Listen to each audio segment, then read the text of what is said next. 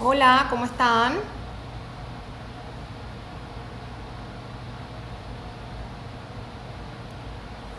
¿Qué tal? ¿Cómo estás, Maritza? Bueno, el día de hoy vamos a conversar sobre las diferencias entre las alergias, la sensibilidad y las intolerancias. Así es que qué gusto verlas a todas, me encanta tenerlas por aquí. Quisiera pues también que, como todos ustedes saben, los que me siguen, me gusta que me hagan preguntas, así que con mucho gusto pues estaré respondiendo algunas preguntas dentro de mis capacidades. Recordemos pues que soy coach de salud, no médica, pero con la experiencia que tengo en el tema de la celiaquía les puedo conversar sobre algunos de estos temas que muchas personas hoy en día están muy pendientes de saber cuándo es una sensibilidad, cuándo es una intolerancia y cuándo es una simple alergia. Quiero empezar pues por decirles que uno siempre debe llevar el diagnóstico de un médico de salud, pues que obviamente les diga exactamente cuál de las tres es.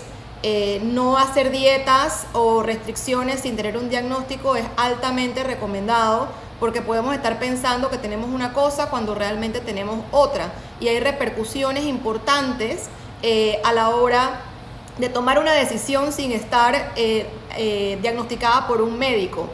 Entonces, vamos a empezar a hablar de los anticuerpos. Los anticuerpos son una barrera.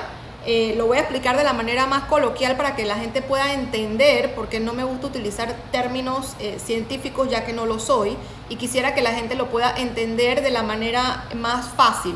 Entonces, los anticuerpos son una barrera que uno tiene en el cuerpo donde ellos lo que ayudan es a combatir las bacterias, los virus y todo lo que sean las toxinas.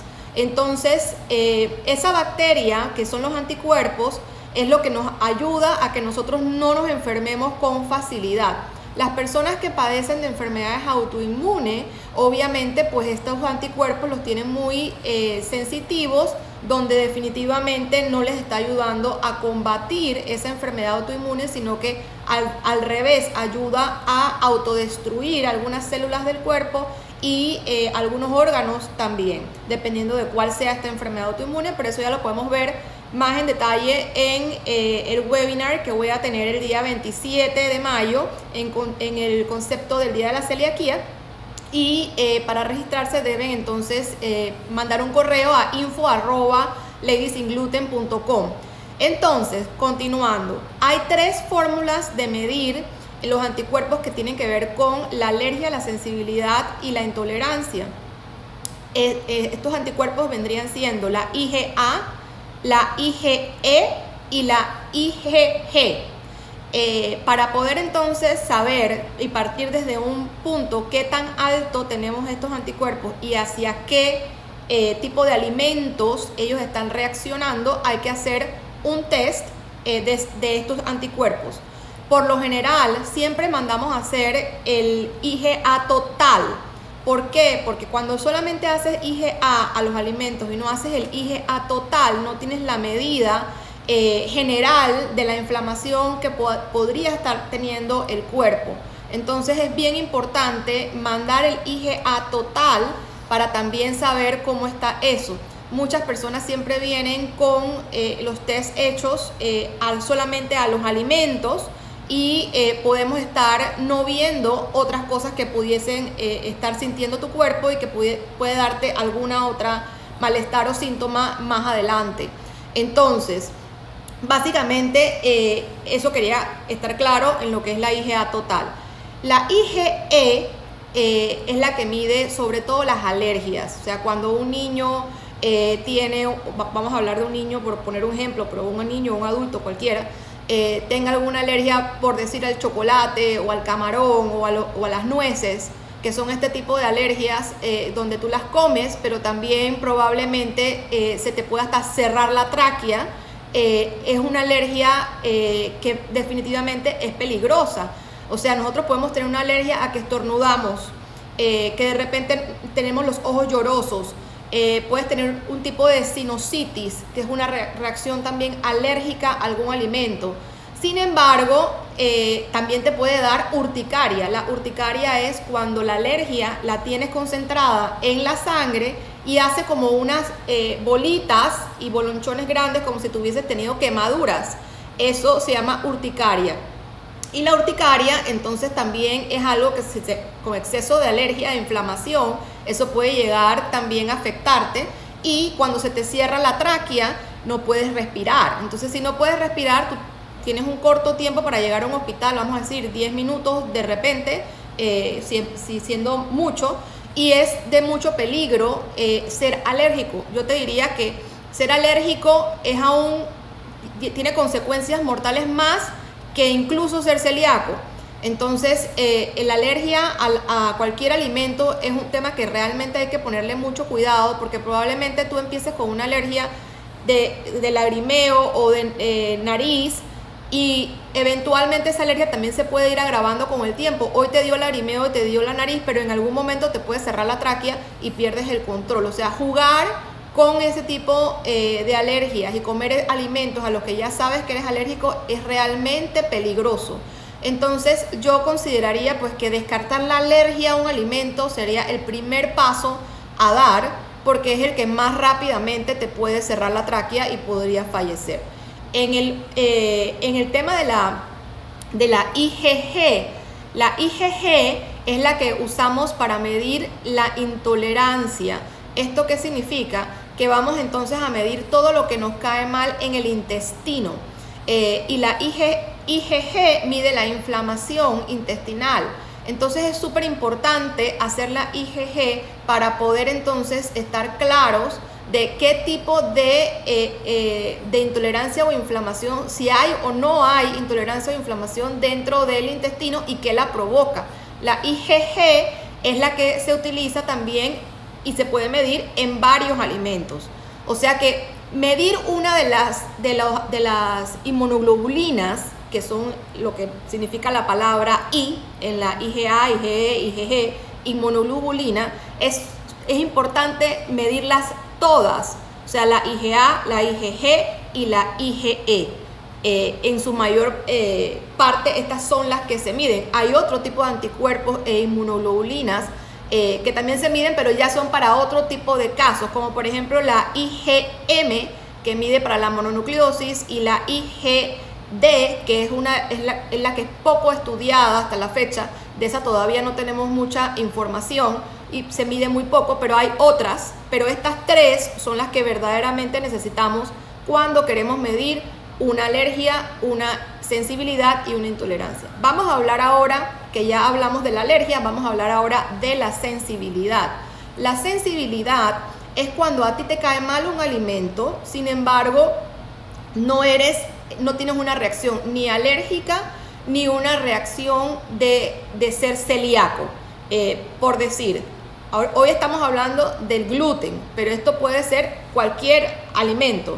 En el caso de la comparación con la del gluten en particular, es porque en el gluten sí puede ser celíaco, y eso es lo que llamamos intolerancia. Pero la palabra sensibilidad se mezcla mucho con la palabra intolerancia.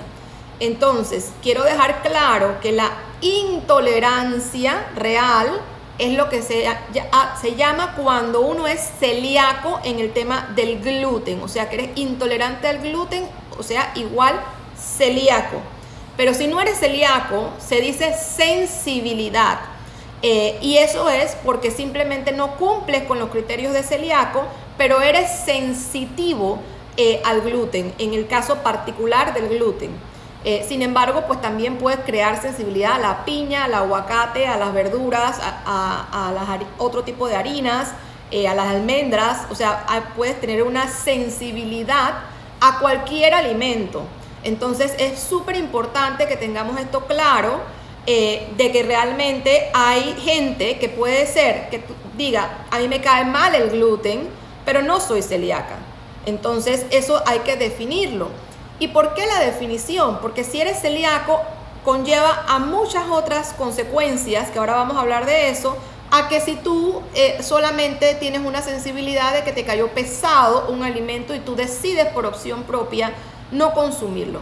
Cuando tú eres sensible a algo, Normalmente no tienes que preocuparte de una contaminación cruzada, o sea, una miga de gluten o una miga de ese alimento no te va a afectar. Entonces simplemente eres una persona sensitiva que cuando te comes una pizza te cae mal, o cuando te comes un pan te cae mal, pero no pasa más de un tema intestinal de que vas al baño o estás constipada o te sientes pesada.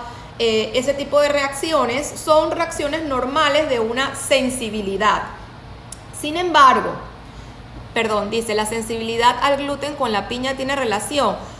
Alma, hola Alma, ¿cómo estás? No, tú puedes ser sensible a la piña y puedes ser sensible a cualquier otro alimento, por decirte al aguacate, a las nueces, y no ser sensitivo al gluten. El que es sensitivo al gluten tiene que marcar sensitivo al gluten únicamente. O sea, cuando hablo de los otros alimentos es de que todo el mundo puede ser sensitivo a cualquier alimento y seguramente todo el mundo tiene algún alimento que no le cae necesariamente bien. Entonces eso se llama sensibilidad. Pero cuando hablamos del gluten en particular, es solo el gluten que te tiene que marcar al cual tú eres sensitiva. Si no te marca gluten, entonces tú no eres sensitiva a ese alimento. Sin embargo, puede ser que en un examen de sensibilidad no te marque sensibilidad al gluten y que pueda ser celíaca. Y eso también es válido. Y ahí es donde entonces vamos ahora a entrar en la parte del por qué la diferencia de determinar si es sensibilidad versus intolerancia. Entonces ahora vamos a pasar a la intolerancia al gluten. La intolerancia al gluten es cuando ya uno es celíaco, está diagnosticado. ¿Cómo se diagnostica ser celíaco? Bueno, son 5 puntos. El primero es tener síntomas. Tiene que haber síntomas. Si no hay síntomas, entonces no puedes empezar a indagar sobre la celiaquía porque ni para qué. El segundo es que tú tengas la genética de celiaquía marcada. Para eso se hace un laboratorio y en ese laboratorio tú puedes tener una genética que se te marque a través del DQ2 o el DQ8. El DQ2 o el DQ8 son la parte genética, los genes que te van a marcar en el caso tal de que tú seas celíaca. Hay una cantidad de personas, en su mayoría, que son DQ2, el 95% de las personas celíacas marcan DQ2 y el 5% marca DQ8. Y eso realmente lo que varía es que la calidad de los síntomas que puedas tener siendo DQ2 o DQ8, y por eso tiene que haber presencia de la genética. La genética normalmente se puede mandar a hacer en un laboratorio que sea especialista en genética. En Panamá, por ejemplo, puedo recomendar Criocell, puedo recomendar Biomed, que son especialistas en hacer este tipo de exámenes. Me preguntan, Leslie, ¿estos exámenes se deben realizar inflamada o debo dejar de comer lo que me inflama? Y que te hicieron Leslie dice que le hicieron una biopsia y Jenny pregunta sobre los exámenes. Vamos a hablar de eso. Entonces, básicamente, después de que haya genética, la genética no importa si se hace comiendo gluten o no gluten, el gen siempre va a salir. Entonces, para cuando vamos a hacer los anticuerpos, que es el IgA, el IgG y el IgE, en esos anticuerpos sí es importante que se esté comiendo gluten. El error más grande que una persona que va a ser diagnosticada puede hacer es dejar de comer gluten antes de hacerse los exámenes, porque entonces no va a marcar el anticuerpo. Sin embargo, ¿por qué es tan difícil diagnosticar la celiaquía? Porque tiene que haber presencia de por lo menos 4 de los 5 puntos que voy a hablar, y probablemente a las personas les salga el anticuerpo negativo. ¿Por qué te puede salir un anticuerpo negativo? Bueno, hay muchos niños que después de los 6 años, o adultos, después de 6 años, hay veces que te va a marcar negativo, aunque tú seas celíaco. Entonces, un anticuerpo negativo no te dice que no eres celíaco, tampoco te dice el positivo que eres celíaco, pero es algo que hay que medir dentro de los criterios completos y hacer un análisis profundo de todo junto para poder definir si eres celíaco. Entonces, el doctor leyó mi historial clínico y como es especialista de enfermedad celíaca, sospechó de una vez y me hizo la biopsia. es correcto. Posteriormente, el cuarto punto vendría siendo la biopsia. Es recomendable hacer la biopsia con un doctor que haya diagnosticado pacientes celíacos anteriormente, porque por más que sea gastro, si no ha diagnosticado pacientes celíacos, probablemente no sepa exactamente hacer este tipo de biopsia. Para la biopsia de saber si es celíaco o no, se hacen 3 cortes de forma diagonal en 3 partes del intestino delgado. O sea, la biopsia es una biopsia del duodeno. Entonces, lo que se tiene que ver es de que cuando a veces a uno le hacen biopsias o una colonoscopía o el examen del esófago, básicamente tú llegas del esófago, llegas como hasta medio área del pecho, y con la colonoscopía es de abajo hacia arriba. Por lo tanto, en ese caso hay veces que no se llega hasta el duodeno. Entonces, tener una biopsia sin llegar hasta el duodeno y sin hacer los cortes en diagonal de 3 partes del duodeno, no necesariamente te van a decir si eres celíaco o no. O sea, hay que investigar bien si te hicieron una biopsia, cómo hicieron esa biopsia. Entonces, básicamente, la biopsia es como la regla de oro. La regla de oro es súper importante que se logren hacer esa biopsia, porque es como lo que te va a marcar realmente, en efecto, el estado del intestino. Si pongamos que tú no estuvieses comiendo gluten y te haces la biopsia, en verdad gastaste la plata por gusto, porque probablemente no te va a marcar, y puede ser que seas celíaca y no te estés dando cuenta por una biopsia que se hizo cuando no estabas comiendo gluten. O sea que no vale la pena hacerse una biopsia si ya no estás comiendo gluten. Si tú decides hacerte una biopsia sin comer gluten, es porque tú quieres ver el estado de tu intestino. Vamos a decir que ya tú fuiste diagnosticada celíaca hace un tiempo atrás y tú quieras ver cómo tu intestino está evolucionando, si está evolucionando bien o está evolucionando mal, o cuál es el estado real de tu intestino. Entonces tú sí puedes hacer una biopsia en ese momento, pero no va a ser para un diagnóstico, va a ser para explorar cómo está tu intestino delgado en ese momento. Y los celíacos deben hacerse una por lo menos cada 5 años, para saber entonces, ya después que uno es diagnosticado celíaco, cómo está ese intestino, si está funcionando de manera correcta, si las vellosidades están planas o están paradas. Vamos a hablar de esas vellosidades después, porque si no me voy a salir por la rama y no he llegado al quinto punto. El quinto punto es que vamos a decir, bueno, ya yo había dejado el gluten y yo no me hice la biopsia, pero sigo sospechando que soy celíaca. Entonces, ¿qué hace uno? Uno hace la dieta libre de gluten 100%, o sea, 100% significa hasta la miga de gluten. Y una vez que uno hace esa dieta y uno ve que los síntomas mejoran, entonces uno puede decir, ok, aquí hay una genética, hay unos síntomas presentes, hay unos anticuerpos, y adicional de eso, aunque no me hice la biopsia, yo hice la dieta hasta la miga de gluten y los síntomas se fueron. Y cuando volví a comer gluten de vuelta, los síntomas otra vez volvieron. Entonces, en ese caso, uno puede determinar que uno es celíaco. Y es importante saberlo y tener ese diagnóstico. Es supremamente importante, porque cuando tú te comes una miga de gluten, el intestino retrocede, se va para atrás 6 meses. O sea, un intestino puede demorar en recuperarse entre 6 meses a 3 años. Entonces, si tú te comes esa miga de gluten, tu intestino retrocede en el tiempo a un intestino lesionado. ¿Y por qué hablamos de un intestino lesionado? Porque el tema con la celiaquía es lo que van a ver en ese corte. Perdón que estoy un poco ronca. Básicamente, lo que van a ver es que las vellosidades están planas, o sea, así.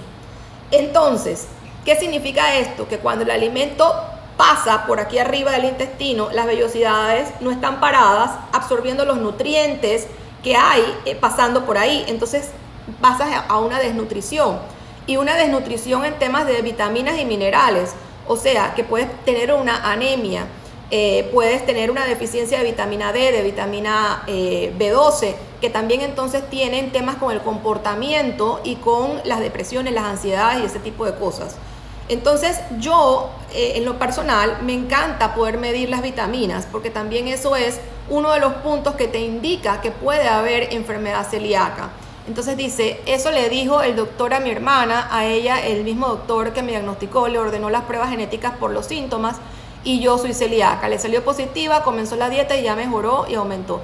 Cuando hay un tema de familia celíaco, alguien en tu familia que sea celíaco, pues definitivamente que hay que hacerle la prueba a los niños, a los hermanos y a los padres.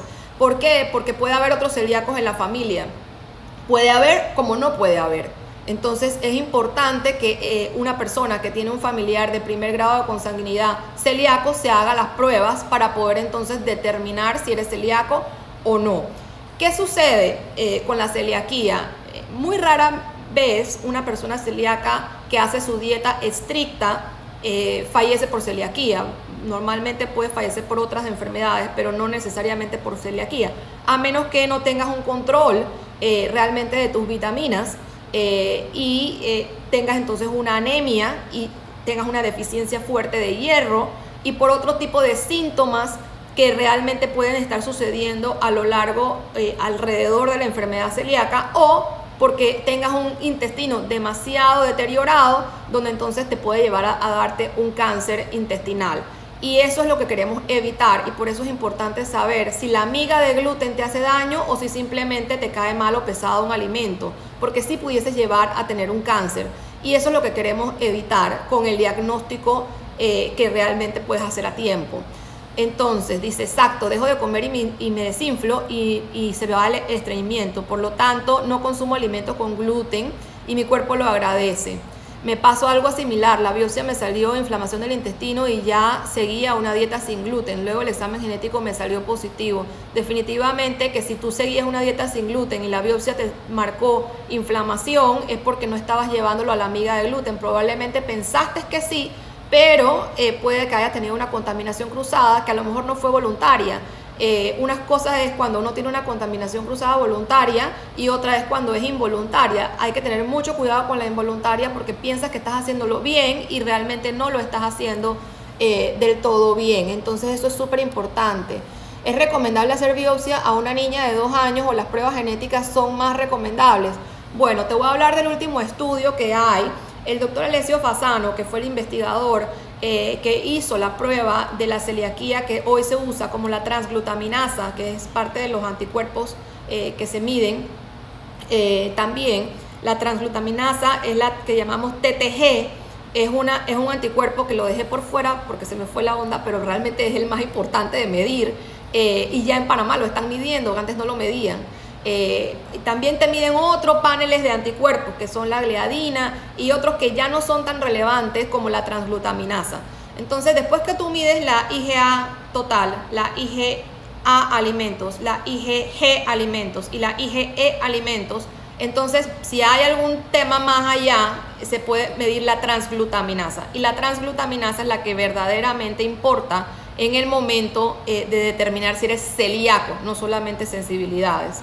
Entonces, con el doctor que inventó esto, que trabaja en General Mass Hospital en Boston, que es el hospital de Harvard, él lo que indica en este estudio es que realmente se hizo mitad niños que se le hizo biopsia y mitad niños que no se le hizo biopsia. Entonces, él dice que hubo exactamente la mitad respondió bien a la dieta sin gluten con biopsia y la otra mitad no respondió de la misma forma. Entonces, la biopsia es invasiva y es un tema que hay que dormir al niño.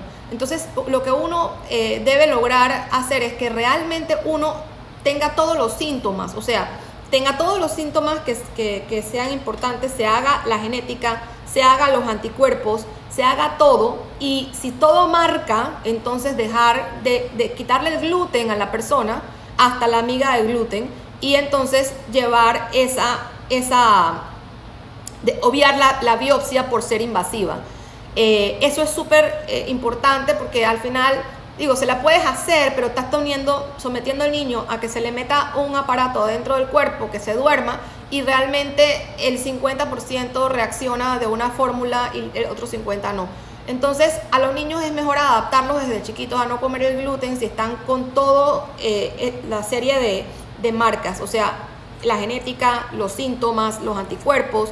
Ahí entonces yo sí lo llevaría hasta la amiga de gluten si tienen algún tipo de síntomas. Si no tienen síntomas y le marca la genética y los anticuerpos, yo reduciría el gluten, más no lo quitaría hasta la amiga de gluten porque no tiene ningún síntoma.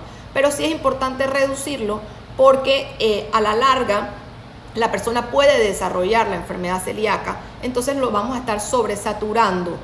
¿Qué resulta? Otra de las confusiones que existe es que hay gente que se hace el examen, vamos a decir, hace 5 años y le salió todo negativo. La genética positiva, pero el resto negativo. Eso no quiere decir que ese es un examen para toda la vida. O sea, eso es el examen de ese momento. Ese examen hay que repetirlo cada cierto tiempo de acuerdo a los síntomas que uno vaya manifestando, porque uno puede desarrollar la enfermedad más tarde en la vida y no necesariamente con un certificado de que en ese momento no era celíaca, no quiere decir que unos 10, 15 años, 20 años más tarde no te desarrolla la enfermedad celíaca. Tener el gen de la celiaquía es como que te marque el HIV positivo del SIDA. O sea, tú puedes ser positivo HIV y no necesariamente tener SIDA en ese momento, pero en algún punto puede ser que sí tengas o puede ser también portador. Entonces vamos a decir que el gen de la celiaquía es lo más similar a lo que convencionalmente conocemos como el HIV. O sea, tú lo puedes tener hoy, marcar el gen, porque siempre vas a tener el gen, desde que naciste tuviste ese gen, pero a lo mejor hoy no desarrollaste esa enfermedad y la vas a desarrollar más adelante. O sea que sí es importante hacer las pruebas cada cierto tiempo si uno tiene síntomas. Si no tiene síntomas, pues no vale la pena hacer la prueba porque definitivamente pues no se te ha activado. Te tienes que dar cuenta a través de los síntomas. Entonces esos son los puntos que hay que ver, porque sí conozco mucha gente que me dice, pero a mí hace rato me dijeron que yo no era celíaca. Pero eso fue hace rato. O sea, hay que mirarlo, si tiene síntomas hay que mirarlo de vuelta. Ok, me dice Leslie, es cierta, a mí me diagnosticaron tarde y yo tengo deficiencia de vitamina B12, me causó la polineuropatía periférica y luego de la contaminación me salió deficiencia de vitamina D, calcio e intolerancia a la lactosa. Definitivamente hay una gran cantidad, vamos a decir que el 80% de los celíacos son intolerantes a la lactosa. Hay muchas dietas que solamente te hablan de quitar el gluten y nunca nadie te habla de la lactosa. Y hay veces que la intolerancia a la lactosa o a la caseína, que es la proteína de la leche, te da síntomas aún peores que los de la celiaquía. O sea que eso hay que tenerlo bien de cerca y contemplado.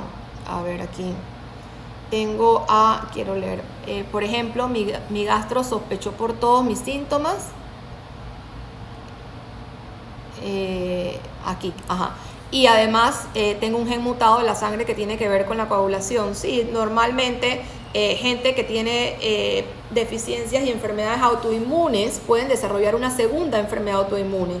O sea, si el 25% de las personas que tienen enfermedades autoinmunes desarrollan otra segunda enfermedad autoinmune, y eso también hay que tenerlo presente. Y puede ser cualquier tipo de enfermedad autoinmune, o sea, no necesariamente ligada por la celiaquía o no, simplemente por el hecho de que ya eres una persona autoinmune. Esto también lo veremos en el webinar del 27 de mayo, que voy a profundizar un poco más sobre eso. Para hacer la biopsia tenemos que estar cero gluten. No, eso fue lo que conversamos hace un ratito. Tienes que estar comiendo gluten. Hay una cosa que se llama el Gluten Challenge. El Gluten Challenge básicamente es cuando uno come una rebanada de pan por más de 6 semanas diaria para poder entonces hacerse las pruebas. Yo el Gluten Challenge, la verdad que si ya no estás comiendo gluten, yo depende de los síntomas, lo hago o no lo hago. Porque si tus síntomas son síntomas serios, o sea, hay síntomas que pueden dar hasta convulsiones, yo no haría un gluten challenge si yo convulsionara, por decirte, y eso tampoco lo recomiendo. Eso lo vamos a hablar en el webinar de los síntomas, en el live que voy a tener el lunes de los síntomas de la celiaquía. que ahí podemos profundizar sobre los síntomas, pero si tienes síntomas muy severos, yo no recomendaría hacer gluten challenge para hacer la biopsia. Cuando dices amigas del gluten, ¿cuáles? No, amigas no, migajas del gluten. Hasta la miga del gluten es lo que quise decir. Gracias porque la niña tiene mucho estreñimiento crónico y mejora con alimentos sin gluten. Las pruebas de laboratorio que se le hicieron fueron muy vagas. Bueno, habría que profundizar en esas pruebas de laboratorio y yo me iría más con los laboratorios que con la biopsia. Hay pastillas que ayudan a sintetizar alimentos con gluten y que te dicen que lo comas cuando los peques comiendo algo con gluten. ¿Los recomiendas? Nunca he probado y me da por miedo a inflamarme. Bueno, vamos a hablar de eso. Esas pastillas no son para celíacos, esas pastillas son para la gente sensitiva.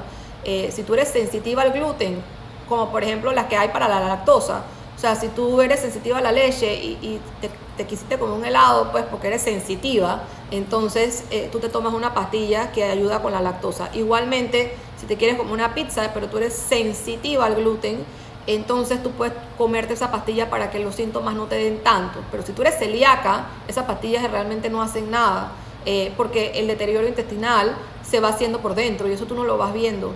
Entonces tú todavía estás en riesgo de tener un cáncer intestinal a la larga o de tener un tema con la anemia por las vellosidades, y eso simplemente que lo único que va a hacer es que el síntoma sea un poco más leve.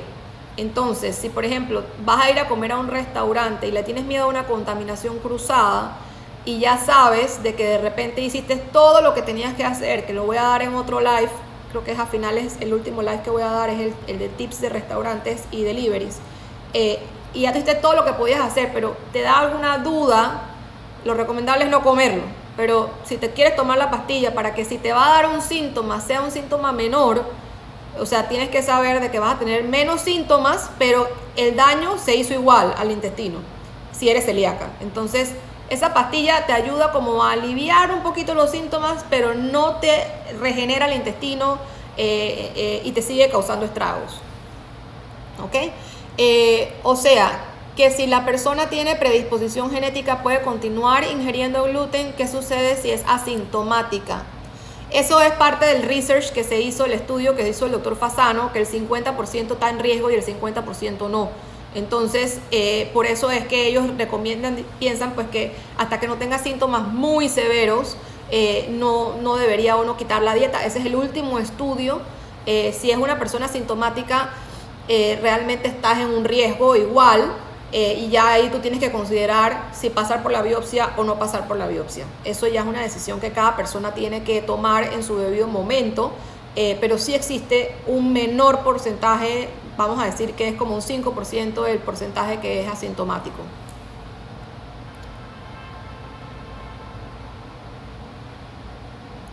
¿Puedes decir el nombre de la prueba que mencionaste en días pasados para saber realmente si un alimento es gluten free?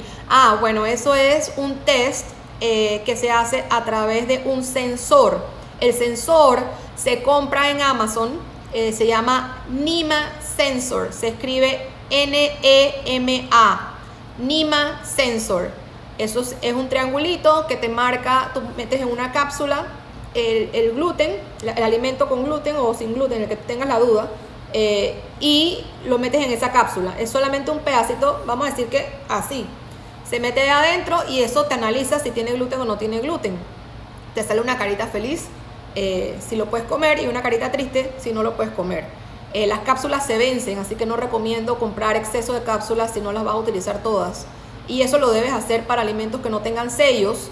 Yo posteé en los stories los sellos también del live pasado, ya lo pueden mirar allí, y está también highlighted en mi Instagram. Ahí pueden ver los sellos en un solo circulito, y básicamente eso es si la comida no tiene sello y a ti te gusta, vamos a decir, tú comes muchos frijoles Natura, pongo este ejemplo porque eso le encanta a mi esposo, pero obviamente Natura no va a poner un sello. Entonces yo hice una prueba y me salieron que esos frijoles que a él le gusta comer no tienen gluten, entonces yo los sigo consumiendo. Y así varios alimentos que uno va como a consumir bastante seguido, entonces uno le hace este tipo de pruebas para uno estar seguro de que en efecto ese alimento no tiene el gluten. Así es que bueno, ese es un dato, cuando yo lo compré, que fue hace muchos años ya, estaba en 200 y pico. Seguramente hoy en día ya esas cosas la bajan de precio y probablemente esté más barato, ¿no?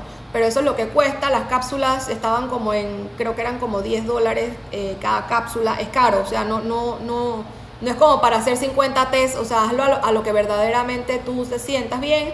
Lo uso también cuando viajo, porque obviamente cuando uno viaja come mucho más afuera, el riesgo de contaminación cruzada es mucho más. Entonces es importante pues que uno pueda utilizar ese sensor y tenga ese mecanismo. No sé si tienen alguna pregunta más referente a lo que es la alergia, la sensibilidad y la intolerancia, que es lo que es el live de hoy, porque ya no me quiero adelantar con los otros live. Tengo ciclos de live todo el mes. Vamos a estar viéndonos los sábados a las 10 de la mañana y los lunes a las 4 de la tarde en todo el mes de mayo, ya que es el mes de la celiaquía. Y el 27 de mayo, que es el Día Nacional del Celíaco en Panamá, pueda tener el webinar gratuito sobre las enfermedades autoinmunes, que hay que registrarse a través de info@ladiesinggluten.com. Y este mes estoy teniendo un 10% de descuento en todas las citas, sobre todo para mentorías de celíacos. Si están interesadas en hacerlo ahora que están en casa, estoy haciendo citas virtuales. Así es que básicamente pues eso es los datitos de alergia, sensibilidad y la intolerancia al gluten. ¿Alguna pregunta más?